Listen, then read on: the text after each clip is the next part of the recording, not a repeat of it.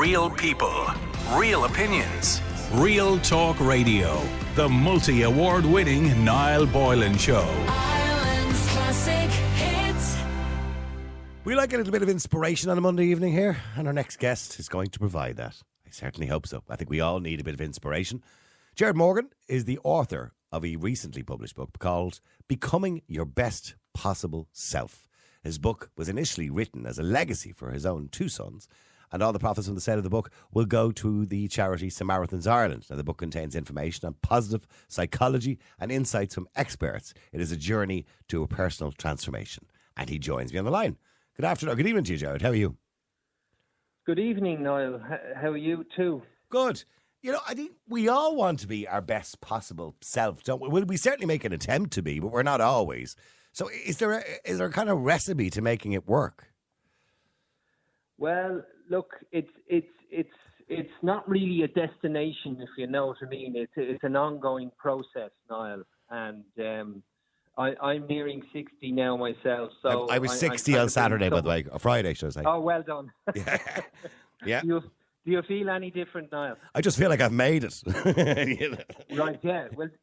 Well, there you go. But you do learn lessons along the way, don't you? Yeah, absolutely.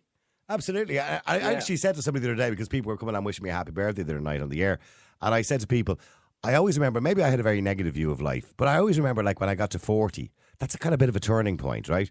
And when I got to, because maybe that's you're halfway through your life, you go through this kind of what they call the midlife crisis. But I got to 40. Midlife crisis. Yeah. And I kept saying to myself, if I could just make it to Christmas now, I'll be happy. If I make it to the kid's birthday, I'll be happy. If I make it to summer, I'll be happy. If I get, you know, and you just keep setting these targets for yourself to make it. But then I said, when you get to about 60, you stop caring. You know? Right. Yeah, I know. But I suppose we do learn a few things along the way. And that was the kind of impetus to the book. I was kind of saying to myself, I've had conversations with my sons over the years, you know, and I've told them bits and pieces, but they're always on the move. And I said to myself, before I die now myself, do you know what? I'll put it down what I think I know and what I've researched and learned. You know, I have a background in educational psychology. I was a teacher for 30 years. I was a principal of a college. I was CEO of an ETB. So all of that kind of environment has kind of given me interaction with younger people and adults returning to education. Mm-hmm. So I said, are these the kind of rules for life, Gerard? Like, one of my rules for life is value yourself, right? Because people forget to value themselves. You know what I mean? And another one of my rules for life is always be good to people on the way up the ladder. You never know when you need them on the way down. These kind of, I suppose, cliches, but they are good cliches. There are no friends in business. All those kind of things. Yeah. well, they're pretty good. And your very first one there is actually key to the new approach of positive psychology. Now, positive psychology sounds like, you know, all this mumbo jumbo and, you know, love yourself and you know, be always positive. And people often say, in real life, how can I be like that? But this idea of loving yourself, as you said, is actually so key to the new approach. The old approach, Niall, just in summary of the research, is showing that, you know, the old approach to happiness and success and kind of getting on is doing and having. And the two outcomes to that are doing is achievements, you know, a whole lot of accolades and achievements. And having is possessions. You know, we all love our stuff. But if we focus on just those two things, they're external things to ourselves, if you know what I mean. Mm. And the problem with that is we're never really satisfied with them because we want more, even though, you know, we might say, if I get that yacht now, that 13-foot yacht, I'll be happy because, you know, I'll be able to sail around. But then you see a 60-foot yacht around the corner and you want that. In other words, it's always looking for more and more. And you are we ever satisfied, or is that just human nature? Are we? I mean, when we see millionaires like Elon Musk or billionaires like Elon Musk, he's still not satisfied. He's the richest man in the world, and he's still not satisfied. That's right, and he's a whole lot of projects, and he's striving for this, that, and the other. But I mean, he is like pursuing some of the things he wants to pursue. But you said loving yourself. The new approach is this approach to which they're saying is better, is becoming your best self focuses on doing and having. They're fine things. But in the very first instance, it's focusing on being your best possible self. And being your best possible self, the outcome to that is self-acceptance, accepting yourself. Now, I go through quite a lot of detail on how that works. It sounds kind of simple, and it sounds maybe even difficult as well. How, and I actually look at the whole science of that. But what I do is, in the book, I try to break it down into, if you like, some of the research and some of my own life experience. That's the kind of structure of the book. And it revolves a bit around mindset. You've heard quite a lot about that. Yeah. Yeah. And mindset, there's different definitions for it. But basically, before we make any decision, basically put it through a filter. So if some situation comes along and we have to make a decision, we put it through a filter of our beliefs, our values, and our attitudes. And then we take the action.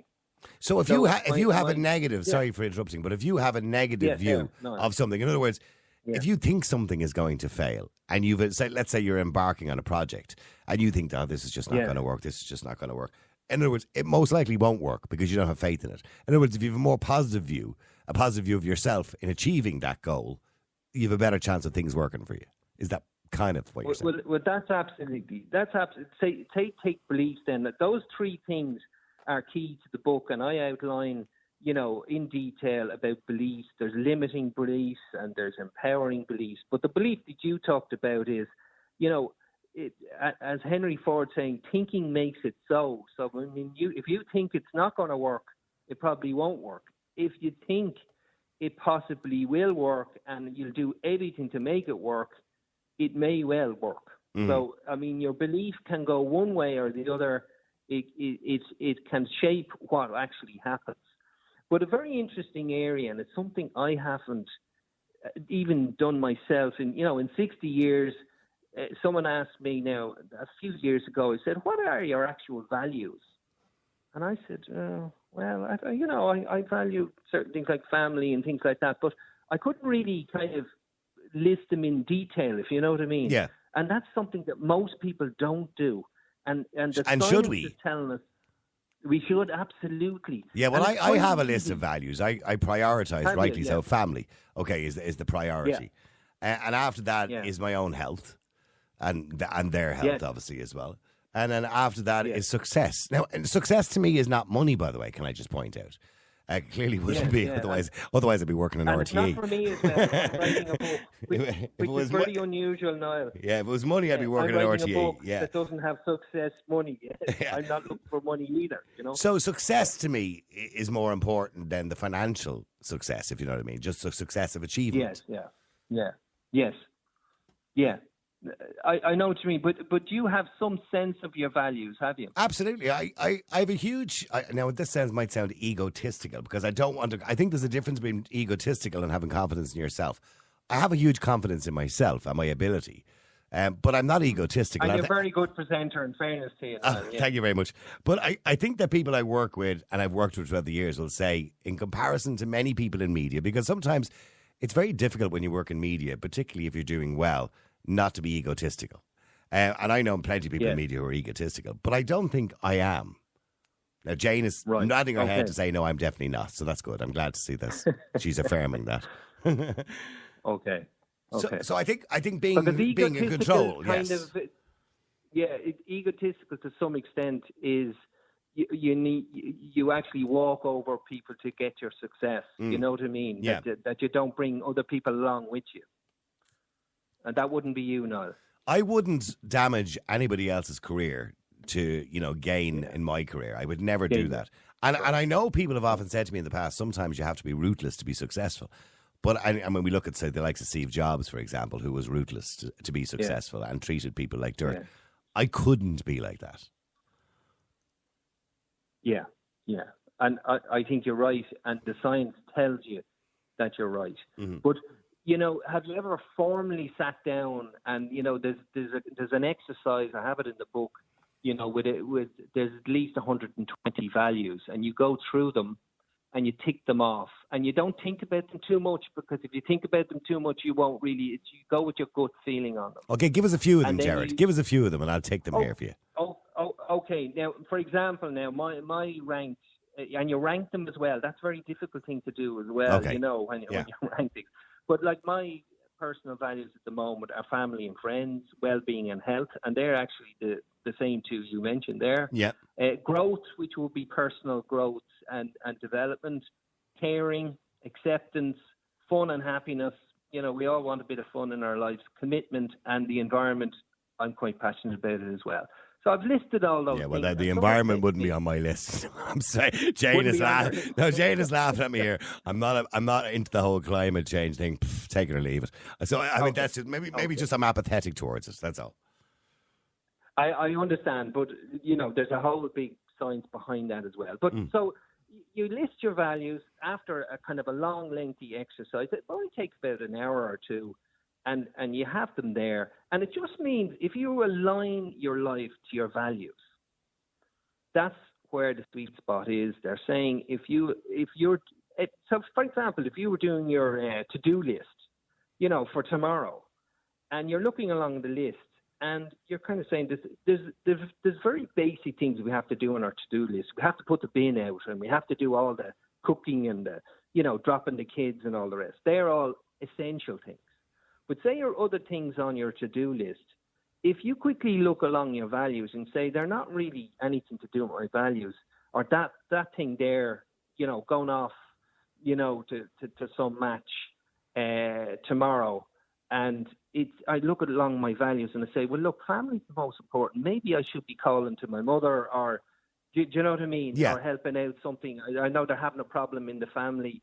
And maybe I'll help them out and I won't go to the match tomorrow. In other words, you're aligning your life and your priorities and your activities to your values in your life. Mm. Very few people do it. Research has shown 3 or 4% have ever even formally done it. Now, most of us in our head know what's important, but we actually need to list them. That's what the science is telling us, so that they're at the forefront all the time. I have them on my phone, and sometimes I'm writing a list and saying, they're only superfluous things. They're not really moving and aligning myself to my values. Mm-hmm.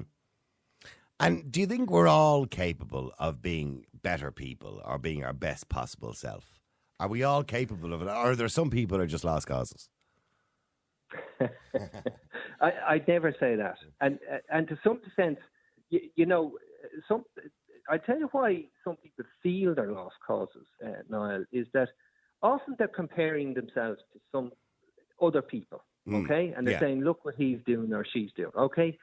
And in a way, the science here is telling us this positive psychology science. Oh, hang on. We've lost your line there. I'll get you straight back. I'll get you straight back, Gerard. Unfortunately, we've lost your line. We're talking about being your best possible self. And the reason we're talking about it is we're talking to Gerard Morgan, who is a author of a recently published book called Becoming Your Best Possible Self. And as I said, his book was initially written as a legacy for his 2 sons.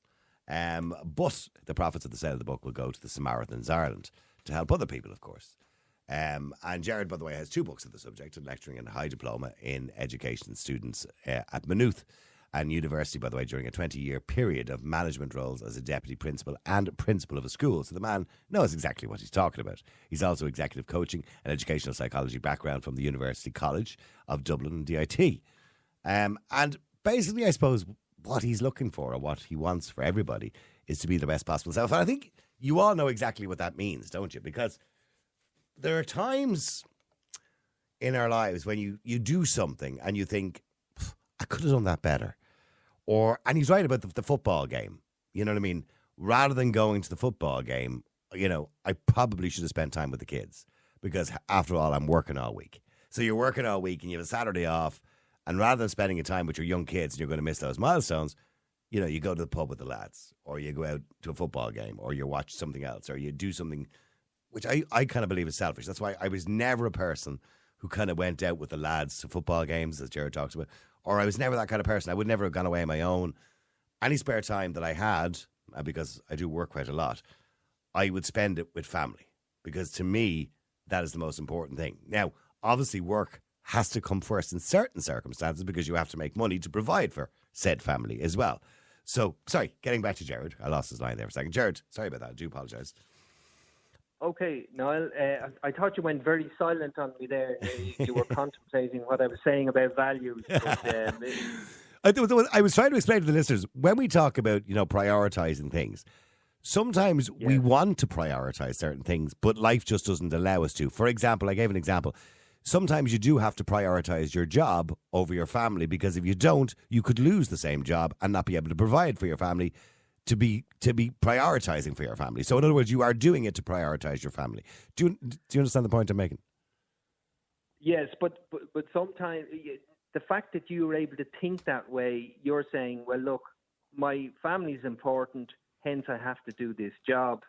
You are aligning yourself still to your family, even though you're not spending as much time with your family that you would like to.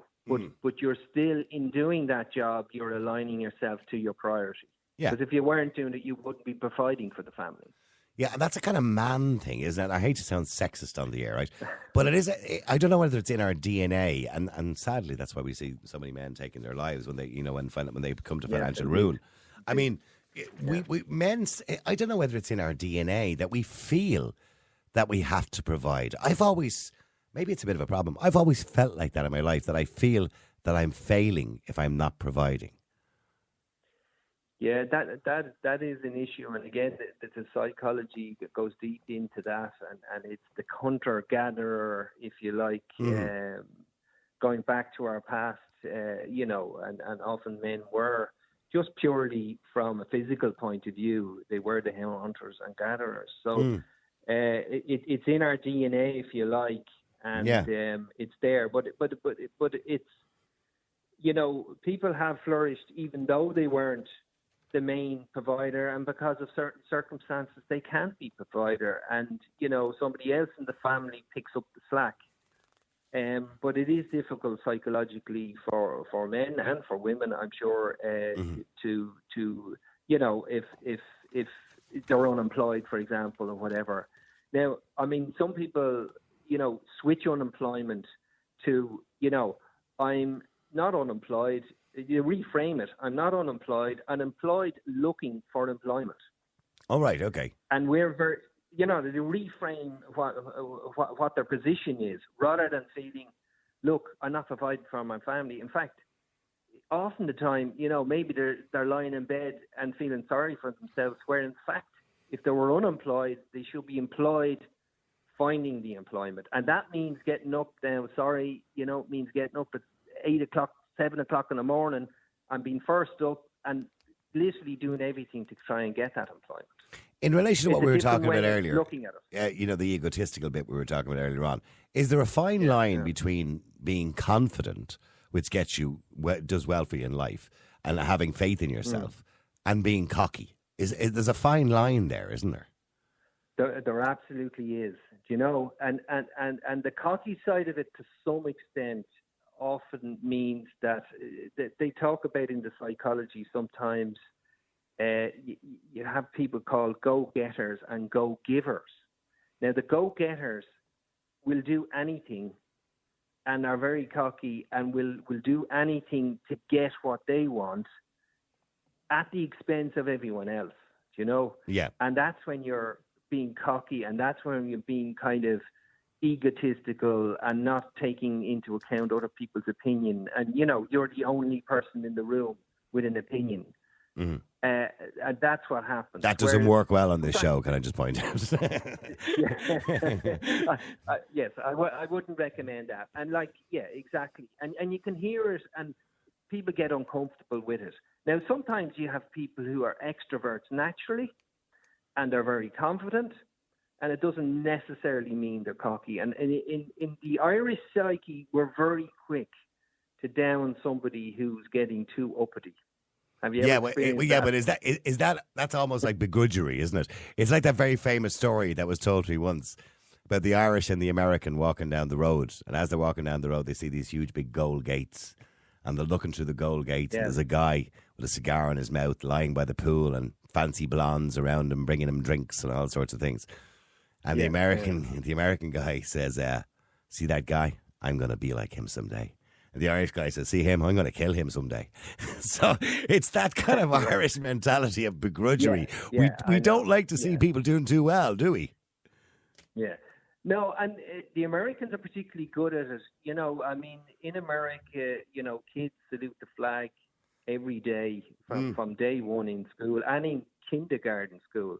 And they're told to be positive and told to be, you know, confident. And, you know, it's recognized. And even, you know, if you fail in business in America, it's actually a badge of honor. Where if you do something here and you fail, it's considered, you know, you're a failure. And you know, so really, we probably need to shift the psychology on that.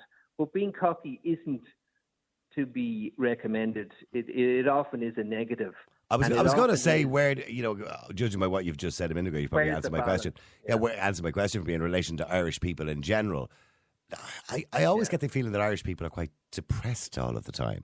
We're quite down on ourselves all the time. That, you know, when you look at, and I can even tell, say, for example, when we have guests on the air, right? And I don't mean you or any particular callers or anything like that. But if I get an American guest on the air, you know, political correspondent talking about Donald Trump or whatever it is, indeed. They're very outspoken, they're confident, even just your average citizen in America. They seem much more confident. Irish people as a whole, are we positive thinkers or are we not positive thinkers?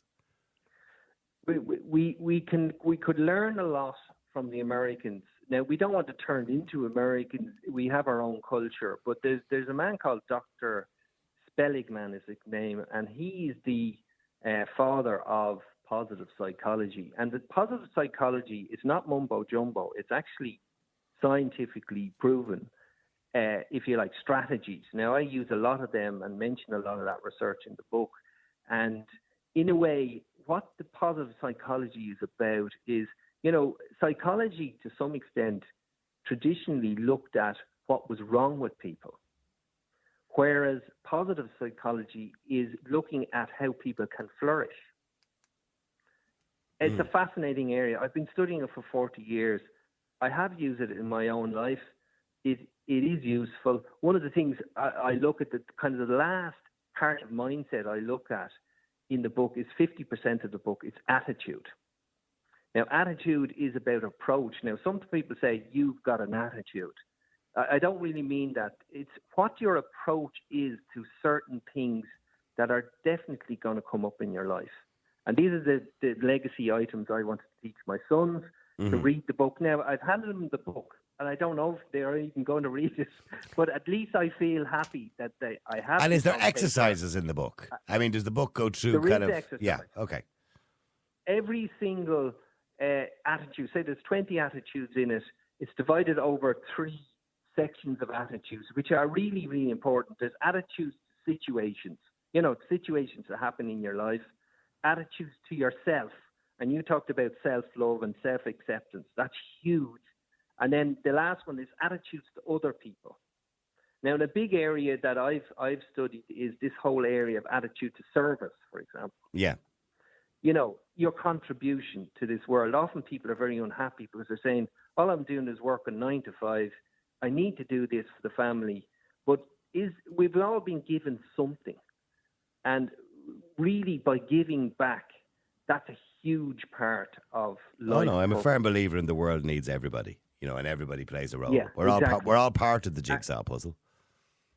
We are. And there's a study by Seligman that talks about, say you wanted to you did 2 experiments. One was you tell someone, do your favorite activity and, you know, say you want to watch your favorite TV program or whatever and tell us how you feel after that. And it's all very positive. Great, it's my favorite thing. And then they said, do one act of kindness to some other person, a random person or whatever, and review how you feel after that. And they did this with but you shouldn't, students. I'm sorry to interrupt, but you shouldn't do that for selfish reasons. I hear people all the time saying, No. I gave a fella on the street, you know, €10 today because he was homeless. But sometimes people do that to make themselves feel better rather than make the homeless person feel better. I don't mind about that too much because that's a win-win situation. Okay. You're feeling better about it, and the person on the street has €10 or the €3 you gave him, Up on the deal. that's a win-win. Yep, Well, no problem. And yeah, Go ahead, Jared. Unfortunately, I'm running out of time rapidly, Jared. But look, you're running out of time. I understand. Yeah, that doesn't sound very positive, does it? No. No, I know you have time, and I'm delighted that you've given me the time. The book is available on Amazon. It's a Kindle version. The Kindle version is something like €3 or €4. All the profits from the book go to the Samaritans, 100% of that. It's a bit unusual for an author to do that, but it's part of, if you like, one of my ways of giving back. That's So, what a great idea and a wonderful thing to do. So the book, for people who want to know, is called Becoming Your Best Possible Self, and it's by Gerard Morgan. That's it. And Gerard, it's available at all the usual outlets. I have people texting in there wondering what the name of the book is. So it's called You're Becoming Your Best Possible Self. Gerard, it's been lovely talking to you, and I'm going to have positive thinking from now on. Thank you very much indeed. Thank you very much for the opportunity, Niall, and keep up the good work on the show. Thank you very much indeed. You're so welcome. Real people, real opinions. Real Talk Radio. The multi-award winning Niall Boylan Show.